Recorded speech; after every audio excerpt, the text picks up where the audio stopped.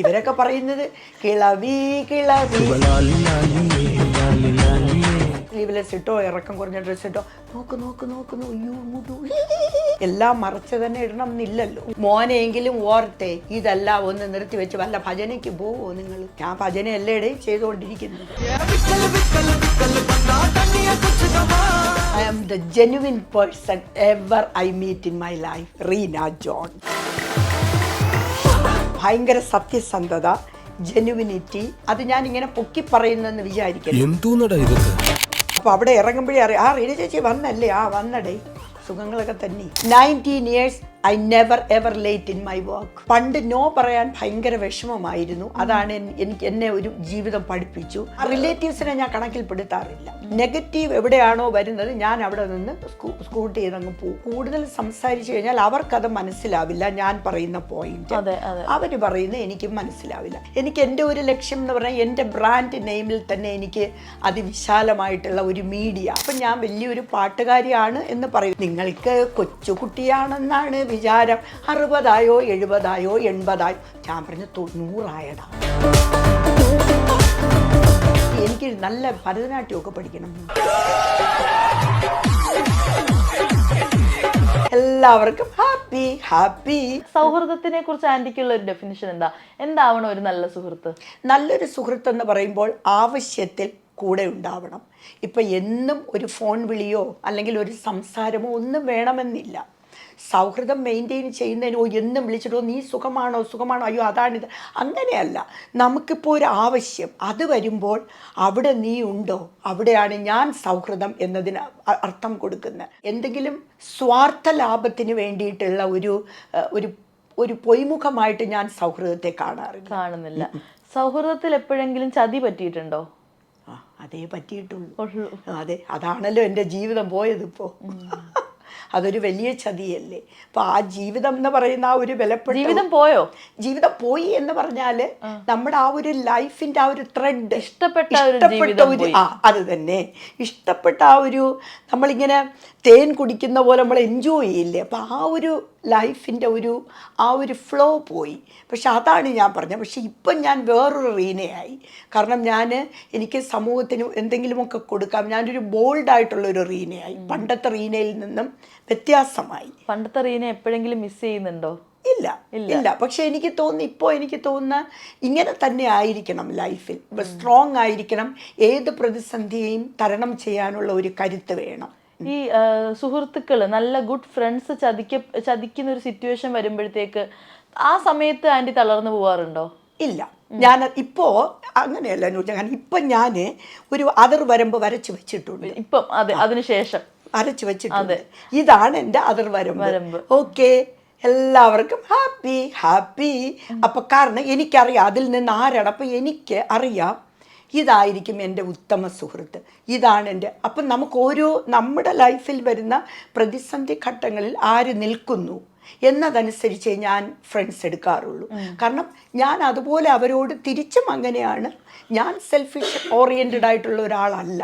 But if I can I will do something for them.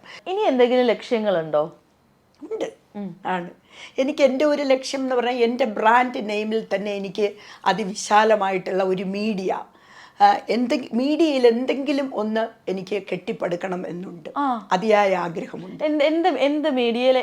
മീഡിയയിൽ അതായത് ഇപ്പം ഞാൻ ഞാൻ മീഡിയയിൽ ഇപ്പം ഞാൻ നല്ല എസ്റ്റാബ്ലിഷ് ചെയ്ത ഒരു വ്യക്തി എന്നുള്ള നിലയിൽ എനിക്ക് സ്റ്റേജ് ഇവൻറ്റ്സ് ഒരുപാട് ഇഷ്ടമാണ്. സ്റ്റേജ് പെർഫോമൻസ്, പിന്നെ അതുപോലെ തന്നെ ഇപ്പം ഞാൻ വലിയൊരു പാട്ടുകാരിയാണ് എന്ന് പറയും. കാരണം എൻ്റെ ത്രോട്ട് ഇതുകൊണ്ട് തന്നെ.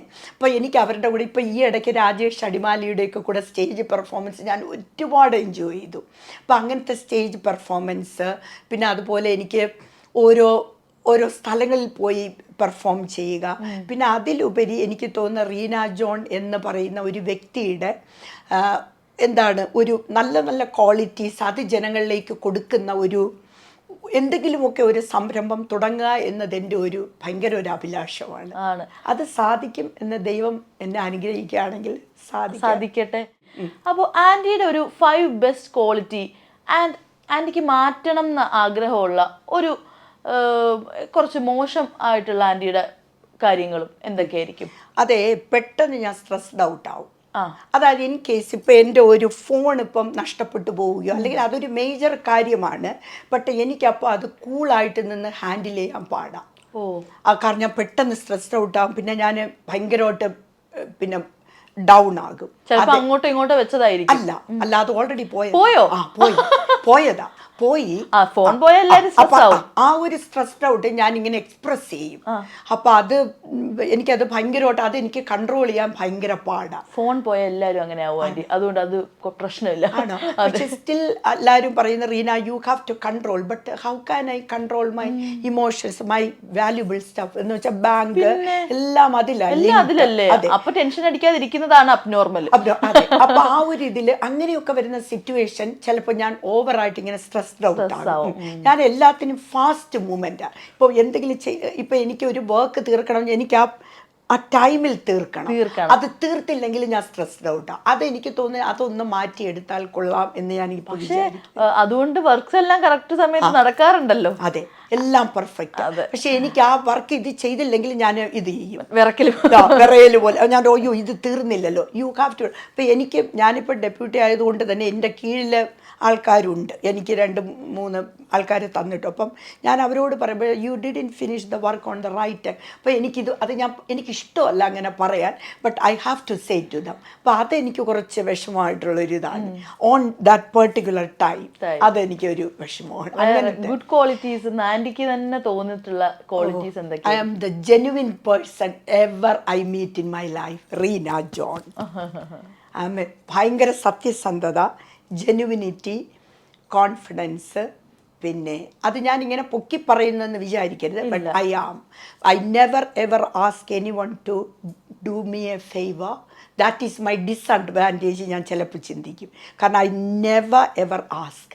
കാരണം ഞാൻ എല്ലാം ഇങ്ങനെ ഉള്ളിൽ വെക്കുന്ന വ്യക്തി. അങ്ങോട്ടേക്ക് കൊടുക്കാറുണ്ടോ? അങ്ങോട്ടേക്ക് കൊടുക്കും, പക്ഷെ ഞാൻ എന്തെങ്കിലും ചോദിക്കാൻ എനിക്കൊരു വിഷമമാണ്.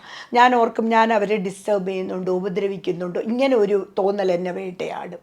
അപ്പം അങ്ങനെയുള്ള അതെനിക്ക് തോന്നുന്നില്ല അതൊരു ഗുഡാണോ ബാഡാണോ എന്ന് ഞാൻ ഇനി പഠിക്കണം. അതൊക്കെയാണ് അപ്പൊ ആന്റിയുടെ നല്ല ക്വാളിറ്റി. നല്ലൊരു പങ്ക്ച്വാലിറ്റിയാണ്, ഹാർഡ് വർക്ക്. അതെ, ഇന്ന് ഇന്റർവ്യൂസിന്റെ ചരിത്രത്തിൽ തന്നെ ഇതൊക്കെ ആദ്യമാ. 1 മണി പറഞ്ഞിട്ട് 12:30 ഞാൻ പങ്ക്ച്വാലിറ്റിയാ. എനിക്ക് ആ സ്പോട്ടിൽ എത്തിയിരിക്കണം. ഞാൻ ഒരാളിന് ഒരു വാക്ക് കൊടുത്തു കഴിഞ്ഞാൽ അത് വാക്കാ. ഒരിക്കലും അതിൽ നിന്ന് എനിക്ക് ആ പങ്ക്ച്വാലിറ്റി, പിന്നെ അതുപോലെ പറഞ്ഞ വാക്ക് പാലിക്കുക, അതെനിക്ക് ഭയങ്കര പ്രശ്നമുള്ളൊരു കാര്യം. അറ്റ്ലീസ്റ്റ് 10 മിനിറ്റ് മുമ്പെങ്കിലും എത്തും.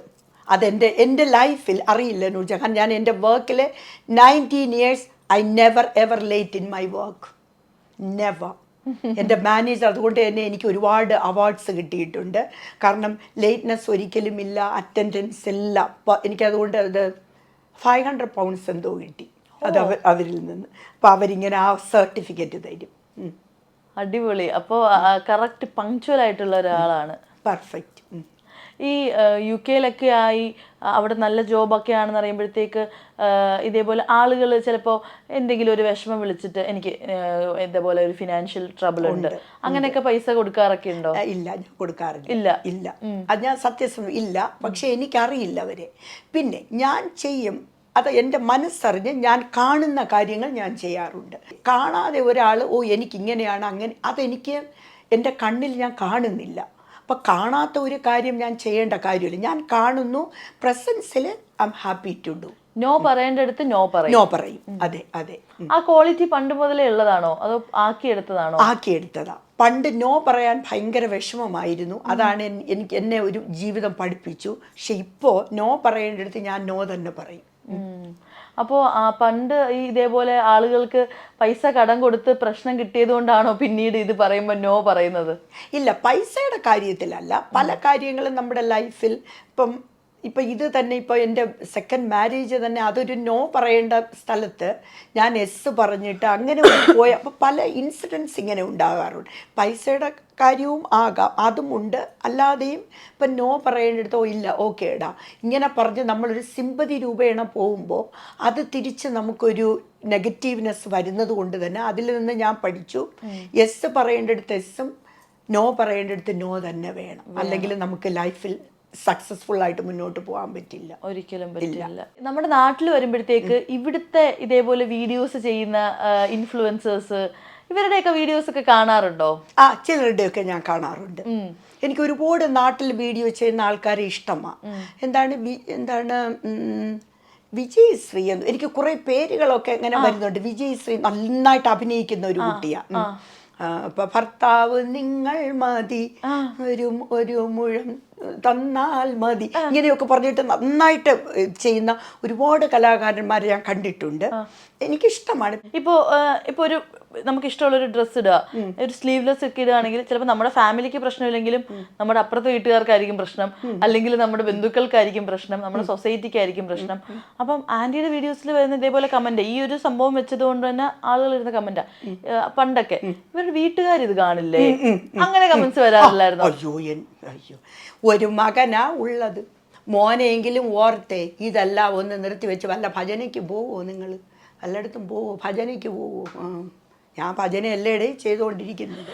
അപ്പം ഇതല്ലേ. അപ്പം ഞാൻ ആലോചിക്കുകയാണ്, എന്തുകൊണ്ട് സമൂഹത്തിൽ നമുക്കൊരു സ്ലീവ്ലെസ് ഇട്ടുകൂടാ, ഒരു ഇറക്കമുള്ള ഡ്രസ്സ്, കുറഞ്ഞ ഡ്രസ്സ് ഇട്ടുകൂടാ? അതൊന്നും ഒരു മഹാപാപമോ, അത് ഓരോരുത്തരുടെ പേഴ്സണൽ ചോയ്സാണ്.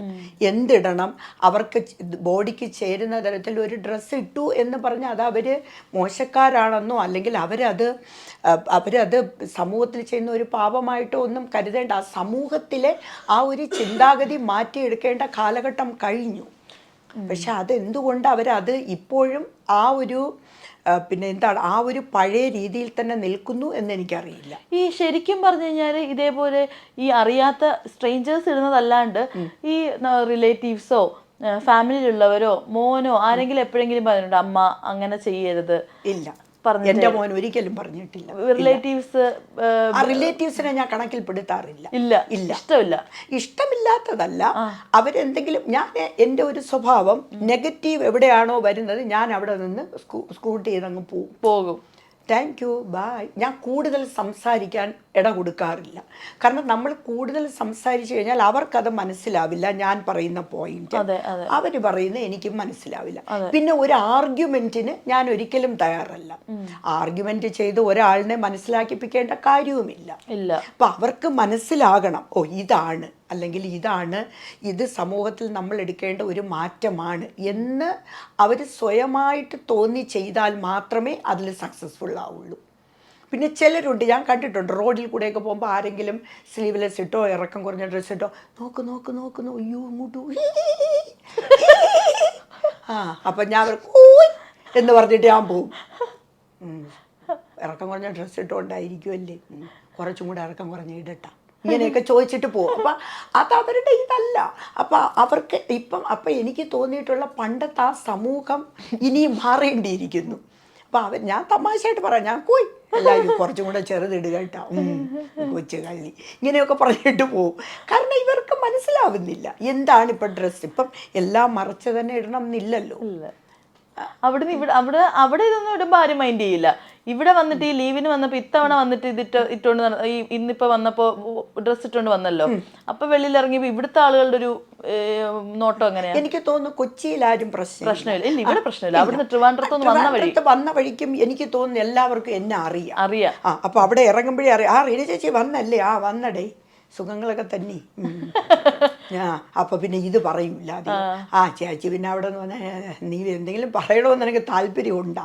ഇല്ല ചേച്ചി എന്ന് പറഞ്ഞങ്ങ് പോവും. കാരണം എനിക്ക് തോന്നുന്നു അവർക്ക് എന്നെ അറിയാം. കാരണം ഞാൻ ഇങ്ങനെ ഇടുന്ന വ്യക്തിയാണ്. ഞാൻ ഷോർട്ട് ഇട്ട് തന്നെ അവിടെയും നടക്കും. ഇപ്പം ഇന്നലെ എനിക്ക് തോന്നുന്നു ഞാൻ ചായ കുടി, എനിക്ക് ചായക്കടകൾ ഭയങ്കര ഇഷ്ടമാണ്. അപ്പം ഞാൻ സാധാരണ ജനങ്ങളുടെ കൂടെ ഇരുന്ന് എനിക്ക് ഈ നല്ല തട്ടുകട ചായമാരെ വലിയ ഇഷ്ടം. അപ്പോൾ അവിടെ ചെന്ന് ചായയെ കടിച്ചിരിക്കുമ്പോൾ ഓരോരുത്തർ പറഞ്ഞു, ഓ ചേച്ചി ഇങ്ങനെയൊക്കെ കുഞ്ഞുടുപ്പൊക്കെ ഇട്ട് നടന്നാലേ ആൾക്കാർ, നീ ഉമ്മാക്കി കാണിക്കണം, നീ എന്നെ ഉമ്മാക്കി കാണിക്കുകയാണ് എന്ന് ഞാൻ ചോദിക്കും. അപ്പം അവരൊക്കെ പറയുകയാണ്, ചേച്ചി അവിടുത്തെ പോലെ അല്ല കേട്ടോ, ഒന്ന് പോടേ, അവിടുത്തെ പോലെയല്ല, ആൾക്കാർക്കൊക്കെ ഇപ്പം അറിയാം എന്നുള്ള രീതിയിൽ ഞാൻ എടുക്കുന്നത് കൊണ്ട് എനിക്ക് വേറെ പ്രോബ്ലംസ് ഒന്നുമില്ല. കുഞ്ഞുടുപ്പൊക്കെ ഇട്ട് ഞാൻ നടക്കും. പിന്നല്ല, അതൊക്കെ ഭംഗിയാണല്ലോ. ആന്റിക്ക് ഇതെല്ലാം ചേരുന്നുണ്ട്. ആണോ? അയ്യോ ഇവരൊക്കെ പറയുന്നത് കിളവി കിളവി, ഒരു പാട്ടും കൂടെ ഇട്ടിട്ടുണ്ട്, ബാക്ക്ഗ്രൗണ്ടിൽ ഒരു പാട്ടും ഉണ്ട്. നിങ്ങൾക്ക് കൊച്ചു കുട്ടിയാണെന്നാണ് വിചാരം, 60 70 80 ഞാൻ പറഞ്ഞു 100 എന്ന് പറഞ്ഞു വിടും. സ്പോട്ടിലാണല്ലോ പാട്ടൊക്കെ വരുന്നത്. ഇതാണ് അവരുടെ പാട്ടുകളാ, ഇവരുടെ ബാക്ക്ഗ്രൗണ്ട് പാട്ടുകളാ. ആര് പാടുന്ന പാട്ട് പാടുന്നതല്ല, ഇവരുടെ ചിന്ത മനസ്സിൽ മനസ്സിൽ 60 കഴിഞ്ഞ് വെക്കുമ്പോ ഞാൻ പിന്നെ അതിന് പാട്ടൊക്കെ കൊടുത്തങ്ങ് ഇടും. ഓരോ പാട്ടിരിക്കട്ടെ. ഈ സംസാരം കേട്ടപ്പോഴത്തേക്കാ ഈ അണ്ണൻ ആരാ? എല്ലാം നമ്മളെ തിരുവനന്തപുരത്തുള്ള അണ്ണന്മാരും അണ്ണികളും അല്ലേ. വീഡിയോസ് ഇടുമ്പോഴത്തേക്ക് അണ്ണന്മാരും അണ്ണികളും എന്നൊക്കെ പറഞ്ഞു. എല്ലാ തിരുവനന്തപുരം സ്ലാങ് എനിക്ക് ഇഷ്ടമാണ്. എപ്പോഴും അതെനിക്ക് ഭയങ്കര ഒരു ഹാപ്പിനെസ് തരും. അത് അതിനു വേണ്ടി സംസാരിക്കുന്നു എന്നേ ഉള്ളൂ. അത്രേ ഉള്ളൂ. എവിടെ പോയാലും ട്രിവാൻഡ്രത്ത് വരുമ്പോഴാണല്ലേ ഒരു ഹാപ്പിനെസ് ആണ്. കാരണം നമ്മുടെ നാട് ഇപ്പൊ കേരളത്തിൽ എവിടെ വന്നാലും നമ്മുടെ നാട്, നമ്മുടെ ആൾക്കാര്, പിന്നെ വളരെ എനിക്ക് തോന്നുന്ന അവിടുത്തെ ആൾക്കാരെക്കാളും നമുക്ക് നമ്മുടെ ഒരാൾക്കാര്, നമ്മുടെ ഒരു രാജ്യം, നമ്മുടേതായിട്ടുള്ള ഒരു എന്തൊക്കെയോ ഒരു എന്താണ് നമ്മുടെ കേരളം എന്ന് പറയുമ്പോൾ അത് അങ്ങനെ തന്നെയാണ്, ഒരു ഇമോഷനാണ്. ഇപ്പം ഈ പണ്ട് ഈ പറഞ്ഞ പോലെ UK പോവുക അതൊക്കെ ഒട്ടും കോമൺ അല്ലല്ലോ. അപ്പൊ എപ്പോഴെങ്കിലും ചെറുപ്പത്തിലൊക്കെ ആഗ്രഹിച്ചിട്ടുണ്ടായിരുന്നു അബ്രോഡ് പോയി സെറ്റിൽ ആവണം എന്നൊക്കെ? എനിക്ക് എബ്രോഡ് പോയി സെറ്റിൽ ആവണം എന്നുണ്ടായിരുന്നില്ല. ബട്ട് എനിക്കൊരാഗ്രഹം ഉണ്ടായിരുന്നത് എബ്രോഡ് പോയി ഇപ്പം UK തന്നെ എന്നല്ല, ഏതെങ്കിലും കൺട്രികളിൽ പോയി വർക്ക് ചെയ്യണം എന്നൊരാഗ്രഹം ഉണ്ടായിരുന്നു. അങ്ങനെ സെറ്റിൽമെന്റ് ആയിട്ട് എനിക്ക് തോന്നിയിരുന്നില്ല. ബട്ട് ഇപ്പം ഞാൻ UK ആയപ്പോഴത്തേക്ക് എന്നെ സെക്യൂർ ചെയ്യാൻ വേണ്ടി ഞാൻ ബ്രിട്ടീഷ് സിറ്റിസൺ ആയി. കാരണം ഇൻ കേസ് എന്തെങ്കിലും ഇതിപ്പോൾ ഇതുപോലത്തെ സിറ്റുവേഷൻ വരുവാണെങ്കിൽ നമുക്ക് പിന്നീട് അത് നമ്മൾ റിഗ്രറ്റ് ചെയ്യേണ്ട കാര്യമില്ല. പിന്നെ ഞാൻ അവിടെ ടാക്സ് പേ ആണ്, ഞാനത് കറക്റ്റായിട്ട് ഹാർഡ് വർക്ക് ചെയ്യുന്ന ഒരു ലേഡിയാണ്. അപ്പം ഞാനത് ചൂസ് ചെയ്തു എന്നേ ഉള്ളൂ. കാരണം എൻ്റെ ലൈഫ് സെക്യൂർ ആക്കാൻ വേണ്ടിയിട്ടാണ്. പിന്നെ ഈ പണ്ടത്തെ ഒരുപാട് ആഗ്രഹങ്ങൾ പറഞ്ഞല്ലോ. ഇപ്പോൾ പണ്ട് കൊച്ചിലത്തെയുള്ള എല്ലാ ആഗ്രഹങ്ങളും സഫലീകരിച്ചില്ല. ഇനി എനിക്ക് നല്ല ഭരതനാട്യമൊക്കെ പഠിക്കണം. ആണോ? തോം തോം തോം. പക്ഷെ അത് നടക്കുമോ എന്ന് എനിക്കറിയില്ല. എല്ലാം നടക്കുന്നതല്ല, അത് നടക്കും. അവിടെ ക്ലാസ്സസ് ഉണ്ടോ? അതിന്റെ ക്ലാസ്സസ് ഉണ്ട്, പക്ഷെ ടൈം ഇല്ല പോകാൻ. അതാണ് പ്രശ്നം. അപ്പോൾ എപ്പോഴെങ്കിലും ഇതുപോലെ പ്രാക്ടീസിനൊക്കെ പോവാൻ ഇനി നമുക്ക് പതുക്കെ നോക്കാം. ഇപ്പൊ കുറെ ഇവന്റ്സ് ഒക്കെ വരുന്നുണ്ട്. ഇവന്റ്സുകാർ വളരെ ഹാപ്പിയാണ്. അപ്പൊ ഞാൻ അതിൽ എൻജോയ് ചെയ്യുന്നുണ്ട്. ഇപ്പൊ മലയാളി അസോസിയേഷൻ ഇപ്പൊ ഓരോ ഇവന്റ്സ് അവർ കണ്ടക്ട് ചെയ്യുന്നത്, അപ്പോൾ അവരുമായിട്ടൊക്കെ. അപ്പോൾ എനിക്ക് സോഷ്യലൈസേഷൻ ഒരുപാട് ഇഷ്ടമുള്ള ഒരാളാണ്. അപ്പോൾ അവിടെ തന്നെ ഇപ്പോൾ ഒരു റോക്സാൻ ഷോ നടന്നു, ഒരുപാട് എന്നെ ആദരിച്ച ഒരു ചടങ്ങ്. അതുപോലെ ജിബിയുടെ ഒരു ഷോ നടന്നു. ഇതൊക്കെ ഒരുപാട് നമ്മളെ എന്തോ എനിക്ക് 4-5 അവാർഡ് കിട്ടി. ഇപ്പോൾ ശാരികയുടെ ജ്വാല, ഇങ്ങനെ ഒരുപാട് അവാർഡുകൾ കിട്ടി. അപ്പോൾ അതൊക്കെ എനിക്ക് ഒരുപാട് സന്തോഷം. പിന്നെ അതിലേറെ ഉപരി എനിക്ക് അവരുമായിട്ട് സോഷ്യലൈസ് ചെയ്യാൻ പറ്റുന്നത് എനിക്ക് ഒരുപാട് സന്തോഷം. എനിക്ക് തോന്നുന്നത് ഞാൻ ഒറ്റയ്ക്കുള്ള ഒരു ലൈഫ് ലീഡ് ചെയ്യുന്നത് കൊണ്ടാവാം. കാരണം ഇത്തരം ആൾക്കാരുടെ കൂടെയൊക്കെ നിന്ന് എനിക്ക് അല്ലെങ്കിലും എനിക്കിങ്ങനെ ആൾക്കാരെ ഇഷ്ടമാണ്, ഇങ്ങനെ അവരെയൊക്കെ. കാരണം എൻ്റെ വർക്ക് പ്ലേസിൽ എപ്പോഴും പറയുന്ന, ഇപ്പോൾ എനിക്ക് ഇന്നലെ മെസ്സേജ് വന്നതേ ഉള്ളൂ, ഞാൻ മോനെ ഓ മൈ ഗോഡ് നമ്മളെല്ലാവരും മിസ് ചെയ്യുന്ന റീന, വാ കയറി വാ, എൻ്റെ കൊളീഗ്സ് വാ മിസ് യു സോ മച്ച്. ഞാൻ പറഞ്ഞു ഓക്കെ വരുന്നുണ്ട്, 2-3 ദിവസമില്ല അവിടെ വെയിറ്റ് ചെയ്യും. അപ്പോൾ ഈവൻ ദോ അപ്പോൾ അവരെല്ലാം ഞാൻ എൻ്റെ കൊളീഗ്സിനെ കംഫർട്ട് സോണിൽ നിർത്തും. കാരണം അവർക്കിപ്പോൾ എന്തെങ്കിലും അറിയൂ, ഓക്കെ. അപ്പോൾ അവർക്ക് എന്തെങ്കിലും ഒരു ബുദ്ധിമുട്ടുണ്ടാക്കാതെ അവരുടെ ആ ഒരു ഇപ്പോൾ അവർക്കറിയാതെ സ്റ്റക്ക് ചെയ്യുകയാണെങ്കിൽ ഞാനത് ചെയ്യും. അപ്പോൾ അവരെ ഹെൽപ്പ് ചെയ്യും. അതിൻ്റെ കൂട്ടത്തിൽ ഒരുപാട് ഇതുപോലെ ഇടയ്ക്കിടയ്ക്ക് ഇങ്ങനെ തഗ്ഗുകളും കോമഡി അടിക്കുക. ഞാൻ പറയാം. അപ്പോൾ അവരിപ്പം ഭയങ്കര ഇതിലെനിക്ക് അപ്പോൾ അവരെ ആ ഡൈവേർട്ട് ചെയ്ത് കൊണ്ടുപോകും. അപ്പോൾ അവർ പറയും oh my God Reena I miss you. ഇന്നലെയും ഞാൻ ഒക്കെ പറഞ്ഞു ഓ എനിക്ക് ഭയങ്കര ഡെസ്പറേറ്റ് ആയിട്ട്. കാരണം അത് എനിക്ക് തോന്നുന്നത് നമ്മൾ വർക്ക് പ്ലേസ് ഒരിക്കലും വർക്കാകാതെ റിലാക്സ്ഡ് ആയിട്ട് അവരെ കൊണ്ടുപോകാൻ എനിക്ക് തോന്നുന്ന മാനേജ്മെൻറ്റിലാണ് ഞാനുമെങ്കിലും ഞാൻ ഒരിക്കലും ഒരു ഡെപ്യൂട്ടിയാണ് ഓ ഞാൻ പറയുന്നത് നിങ്ങൾ അങ്ങനെ ഒരു ഇതിൽ ഞാൻ എടുക്കും. ഒരു ഫ്രണ്ട്ലിയില്ല. അതിൽ ഞാൻ അവർക്ക് കൊടുക്കേണ്ട സപ്പോർട്ട് കൊടുക്കും. ബട്ട് ഇൻ കേസ് അവർ ആ ഓൺ ദ സ്പോട്ട് അത് ചെയ്തില്ലെങ്കിൽ എനിക്കിത് വരും.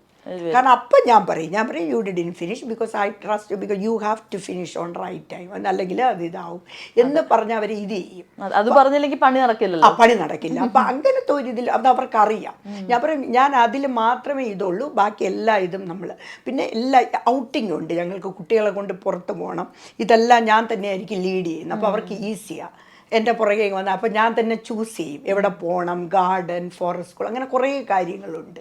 ആൻറ്റിയുടെ ഒരു വേ ഓഫ് എക്സ്പ്രസിങ് അല്ലെങ്കിൽ ഷോയിങ് ലവ് എങ്ങനെയായിരിക്കും? ചിലർ ചിലപ്പോൾ നല്ല ഫുഡ് വാങ്ങിച്ചു കൊടുക്കും, കുക്ക് ചെയ്ത് കൊടുക്കുന്നവരുണ്ട്. ചിലരാണെങ്കിൽ ഭയങ്കര സ്നേഹം വരുമ്പോൾ കടിക്കുന്നവരൊക്കെ ഉണ്ടെന്ന് പറഞ്ഞത്. അങ്ങനെ ആൻറ്റിയുടെ ഒരു വേ ഓഫ് എക്സ്പ്രസിങ് ലവ് എങ്ങനെയാ? ഞാൻ നല്ല നല്ല വാക്കുകൾ സംസാരിക്കും. ഞാൻ കുക്ക് ചെയ്ത് കൊടുക്കൂല. ഇല്ല. കാരണം കുക്ക് ചെയ്യാറില്ല, വീട്ടിലെ സമയമില്ലല്ലോ. അപ്പം അങ്ങനെ എനിക്ക് വീട്ടിൽ വിളിച്ച് സൽക്കരിക്കാൻ പറ്റില്ല. അവരെ നല്ല സ്നേഹത്തിൽ ഞാൻ പറയും നമുക്ക് നല്ലൊരു ഫുഡ് അടിക്കാൻ റെസ്റ്റോറൻറ്റിൽ പോവാം. അപ്പം അങ്ങനെ അവരെ ഇത് ചെയ്യും. അല്ലെങ്കിൽ അവർ ഗിഫ്റ്റ് കൊടുക്കുക. അപ്പം അങ്ങനെയൊക്കെ അവരെ അങ്ങനെ ഞാനൊരു സ്നേഹവലയത്തിനകത്ത് നിർത്തും. അല്ല, ഫുഡ് കുക്ക് ചെയ്യാൻ ഇഷ്ടമല്ലേ? കാരണം ഒരുപാട് ടൈം എടുക്കും, നമുക്ക് ആ ടൈം ഇല്ല. ഇഷ്ടമാണ്, പക്ഷെ ആ ടൈം കൺസ്യൂം ചെയ്യുന്നതുകൊണ്ടും പിന്നെ എൻ്റെ കിച്ചൺ പുറത്താണ്. അപ്പോൾ ആ ഗാർഡൻ കഴിഞ്ഞിട്ട് ലോങ് ഇതുണ്ട്. അപ്പോൾ അവിടെ പോയി കുക്ക് ചെയ്യാനുള്ള ഈ ഒരു മഞ്ഞിലൊക്കെ ചെന്നേ വെളിയിൽ നിന്ന് തണുപ്പ് കൊണ്ട് അങ്ങ് പോകണം. അപ്പോൾ അതൊക്കെ കൊണ്ട് കുറച്ചൊരിത് വരും. അതുകൊണ്ട് ഫുഡെല്ലാം പുറത്തുനിന്ന് ഇല്ല, പുറത്തുനിന്നല്ല, എൻ്റെ വർക്ക് പ്ലേസിലുണ്ട്. അപ്പോൾ ഡിന്നറും ഞാൻ അതൊക്കെ കഴിച്ചിട്ട് വരും. പിന്നെ നൈറ്റ് വളരെ ലൈറ്റ് ആയിട്ടായിരിക്കും. ഏറ്റവും ഇഷ്ടം എന്താ ഭക്ഷണം കഴിക്കുക? അവിടുത്തെ ഭക്ഷണമാണോ അതോ ഇവിടുത്തെ ഭക്ഷണമാണോ? ഇവിടുത്തെ ഫുഡ്. അവിടുത്തത് എനിക്ക് ബ്രിട്ടീഷ് ബ്രേക്ക്ഫാസ്റ്റ് ഇഷ്ടമാണ്, പോർക്ക് ഇഷ്ടമല്ല. പക്ഷെ ബാക്കിയെല്ലാം ആയിട്ട് മറ്റേ ഓംലേറ്റും അതൊക്കെ ഇഷ്ടമാണ്. ചില അവരുടെ ഫുഡ് ഇഷ്ടമാണ്, ഈ ജാക്കറ്റ് പൊട്ടേറ്റോ അങ്ങനെ വളരെ കുറച്ച് ഫുഡ്. ഇവിടുത്തെ ഫുഡ് ഏറ്റവും ഇഷ്ടം എന്താ? ഇവിടെ വന്നു കഴിഞ്ഞാൽ ആദ്യം ലീവിന് ഇത്തവണ വന്നപ്പോ എന്താ ആദ്യം ഓടി വന്ന് കഴിച്ചത്? ഫിഷാ ഇഷ്ടം. ഭയങ്കര ഇഷ്ടമാണ് ഞാൻ ഫിഷ്, അതായത് സീ ഫുഡ് ഭയങ്കര ഇഷ്ടം. എവിടെ സീ ഫുഡ് ഉണ്ടോ റീനയുണ്ട്. മീന് ഭയങ്കര ഇഷ്ടം. ഇപ്പൊ ഡവറോളിയൊക്കെ എൻ്റെ ഫ്രണ്ടാണ് ഷീജ. അപ്പൊ ഡവറോളി അപ്പോൾ കഴിഞ്ഞ പ്രാവശ്യം ഞങ്ങൾ വന്നപ്പോൾ ഞങ്ങൾ എല്ലാവരും കൂടി വിഴിഞ്ഞത്ത് പോയി നല്ല സീ ഫുഡ് അടിച്ചു. അപ്പൊ അത് ഭയങ്കര ഇഷ്ടമാണ്. Fish favourite. ഇതൊക്കെയാണ് അപ്പോ റീന ജോൺ. അതെ. ഇതിന് ഇടയ്ക്ക് ആന്റിക്ക് ഹെൽത്ത് എന്തോ? ഇപ്പൊ ഞാൻ റിക്കവറായി, ഞാനിപ്പം ഓക്കെ ആണ്. ഞാൻ ടാബ്ലറ്റ് എടുക്കുന്നു, പെർഫെക്റ്റ്ലി ഫൈൻ. എന്തായിരുന്നു അത്? എനിക്കൊരു ക്യാൻസർ ഡയഗ്നോസ് ചെയ്തായിരുന്നു, തൈറോയിഡ് പ്ലസ് ത്രോട്ട്. അപ്പൊ അത് അവര് ഇത് ചെയ്തു. ഇപ്പൊ ഞാൻ ടാബ്ലറ്റ്, പിന്നെ അവരിങ്ങനെ മൾട്ടി വൈറ്റമിൻസ് അതൊക്കെ തരുന്നുണ്ട്. അപ്പൊ അങ്ങനെ ഞാൻ ഹെൽത്ത്, പിന്നെ ഞാൻ എക്സസൈസ് ചെയ്യും ഡെയിലി, എക്സസൈസ്, പിന്നെ നല്ല ഹെൽത്തി റുട്ടീൻ. അപ്പൊ അതൊക്കെ ചെയ്യുന്നത് കൊണ്ട് പെർഫെക്റ്റ് ആണ്. അപ്പൊ എന്തായാലും ഒരുപാട് സന്തോഷം. ആന്റീനെ കുറിച്ച് അറിയാത്ത ഒരുപാട് കാര്യങ്ങൾ നമുക്ക് അറിയാൻ പറ്റി അല്ലേ? നമ്മുടെ ഓഡിയൻസിനും അതുപോലെ തന്നെ ആന്റീനെ കുറിച്ച് അറിയാത്ത ഒരുപാട് കാര്യങ്ങൾ ഇന്റർവ്യൂയിലൂടെ മനസ്സിലായി കാണും. എന്തായാലും നമുക്ക് വൈൻഡപ്പ് ചെയ്യുന്നതിന് മുമ്പ് നമ്മുടെ ഓഡിയൻസിനോട് എന്താ ആന്റിക്ക് പറയാനുള്ളത്? ആന്റീനെ കുറിച്ച് ഇനിയും മനസ്സിലാക്കാത്ത ആളുകളോട് എന്താ പറയാനുള്ളത്? നിങ്ങൾ ഒരിക്കലും ഒരാളുടെ ഒരു ബുക്കിൻ്റെ പുറം കണ്ടിട്ട് അതിനെ ജഡ്ജ് ചെയ്യാതിരിക്കുക. അപ്പോൾ അത് മറിച്ച് അതിൻ്റെ താളുകൾ ഓരോന്നായിട്ട് നോക്കുക. അപ്പോൾ ബുക്കിൻ്റെ പുറത്ത് ഒരു ഭീകരനായിട്ടുള്ള ഒരു രാക്ഷസൻ്റെ പടമാണെങ്കിൽ അയ്യോ ഇത് രാക്ഷസൻ്റെ ബുക്കാണ് നമുക്കെടുത്ത് എറിയാം എന്നല്ല, നമ്മൾ ആ പേജുകൾ നോക്കുക. എന്നിട്ട് ആ പേജിൽ എന്താണ്, എന്നിട്ട് ആ ആളെ കുറിച്ച് നിങ്ങൾ പഠിക്കുക. ആളെന്താ എന്തോ ചെയ്യട്ടെ, അത് അവരുടെ ഇതാണ്, അങ്ങനെയുള്ള ഒരു രീതിയിൽ എടുക്കാൻ പഠിക്കുക. അതുപോലെ തന്നെ ആൾക്കാർ ഹാപ്പിനെസ് കണ്ടെത്തുന്നതായിരിക്കാം പലരും, അതല്ലേ ഉദ്ദേശിച്ചത്. എല്ലാവരും സ്റ്റേ ഹാപ്പി ആയിട്ടിരിക്കാൻ ശ്രമിക്കുക, മെൻ്റലി റിലാക്സ് ചെയ്യുക. റിലാക്സ് ചെയ്യാനും സ്വന്തമായിട്ട് എന്താണ് ഹാപ്പിനെസ് കണ്ടുപിടിക്കുക. അവരവർക്ക് ഇഷ്ടമുള്ള കാര്യങ്ങൾ ചെയ്യാനുള്ളത് അവരുടെ ചോയ്സാണ്. അപ്പോൾ അതിൽ വേണ്ടിയിട്ട് ശ്രദ്ധിക്കുക. അപ്പം ആൻറ്റി എന്തായാലും താങ്ക് യു സോ മച്ച്. ഇനി ഭരതനാട്യവും പഠിക്കണം. നെക്സ്റ്റ് തവണ ലീവിന് വരുമ്പോൾ നമുക്കിവിടെ പെർഫോമൻസ് കാണാം. അപ്പൊ എന്തായാലും ആന്റി ഹാപ്പി ആയിട്ടിരിക്കും. Okay, thank U.